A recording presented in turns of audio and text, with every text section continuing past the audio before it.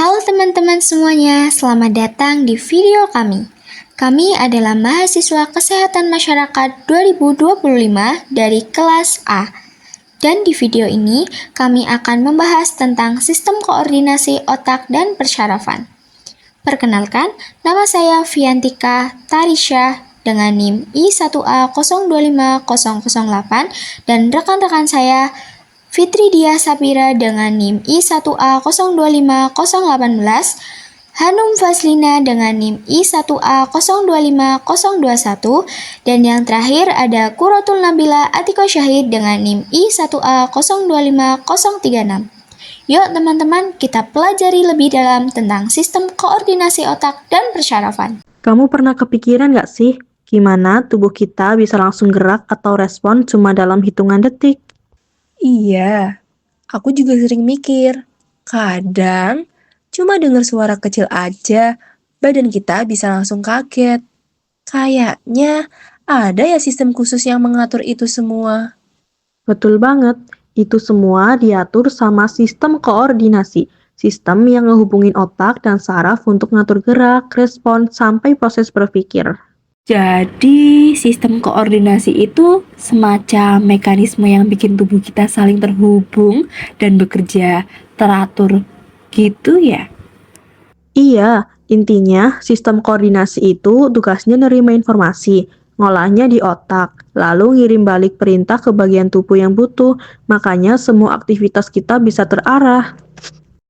Menarik juga ya. Kalau gitu, coba kita lihat lebih jelas gimana otak dan saraf bekerja dalam sistem ini.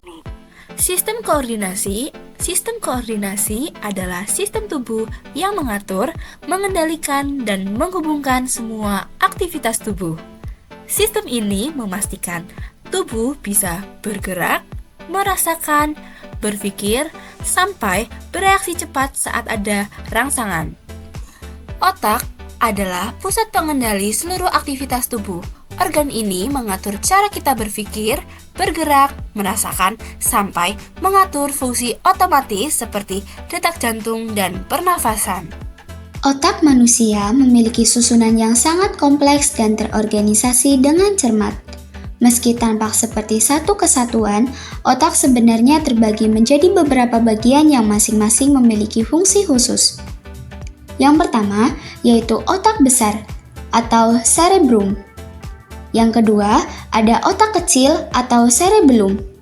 Dan yang terakhir yaitu ada batang otak atau brainstem.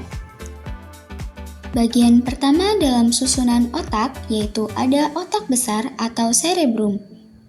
Inilah bagian yang paling mudah dikenali, bertekstur berlipat-lipat dengan dua belahan yang disebut hemisfer kiri dan kanan. Hemisfer kiri biasanya berperan dalam kemampuan bahasa, logika, analisis, dan perhitungan. Sementara hemisfer kanan lebih kuat dalam kreativitas, imajinasi, serta kemampuan seni dan visual. Di dalam otak besar juga terbagi menjadi 4 lobus utama. Yang pertama yaitu lobus frontal. Lobus frontal merupakan bagian otak yang berada di sisi paling depan, tepat di belakang dahi. Area ini berperan penting dalam berbagai fungsi kognitif tingkat tinggi, seperti merencanakan tindakan, membuat keputusan, mengatur perilaku dan kepribadian, serta mengendalikan gerakan tubuh secara sadar. Yang kedua yaitu lobus parietal. Lobus parietal terletak pada bagian atas otak, tepat di bagian belakang lobus frontal. Area ini berperan penting dalam mengolah berbagai rangsangan sensorik dari tubuh, seperti sentuhan, perubahan suhu, dan sensasi nyeri. Selain itu, lobus ini juga berfungsi dalam kemampuan orientasi ruang serta persepsi posisi tubuh. Yang ketiga yaitu lobus temporalis. Lobus temporalis berada pada bagian kanan dan kiri otak, sejajar dengan area telinga. Struktur ini berperan penting dalam memproses rangsangan pendengaran, menyimpan informasi dalam memori, mengatur emosi, serta memahami bahasa. Dan yang terakhir yaitu lobus oksipital. Lobus occipital terletak di bagian paling belakang otak. Lobus occipital berfungsi sebagai fungsi pengolahan visual yang memproses semua data yang masuk dari sistem penglihatan. Melalui miliaran koneksi saraf, cerebrum membuat kita mampu berpikir, belajar, memahami, menciptakan, dan mengenali dunia di sekitar kita. Inilah pusat kesadaran manusia. Yang pertama yaitu vermis, bagian tengah otak kecil yang memisahkan sisi kiri dan kanan. Struktur ini berfungsi menjaga stabilitas postur tubuh dan membantu mempertahankan keseimbangan. Yang kedua yaitu hemisfer cerebellum, terletak di kedua sisi vermis.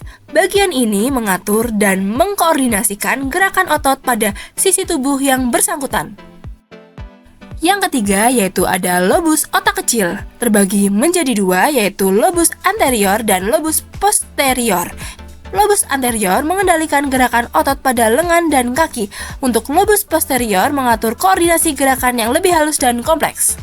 Keempat yaitu korteks cerebellum, merupakan lapisan terluar otak kecil yang tersusun dari substansi abu-abu. Bagian ini berfungsi menerima serta mengolah informasi sensorik. Yang terakhir yaitu nukleus cerebellum, terletak di bagian cerebellum dan bertugas memproses serta meneruskan sinyal dari korteks cerebellum ke area lain di otak.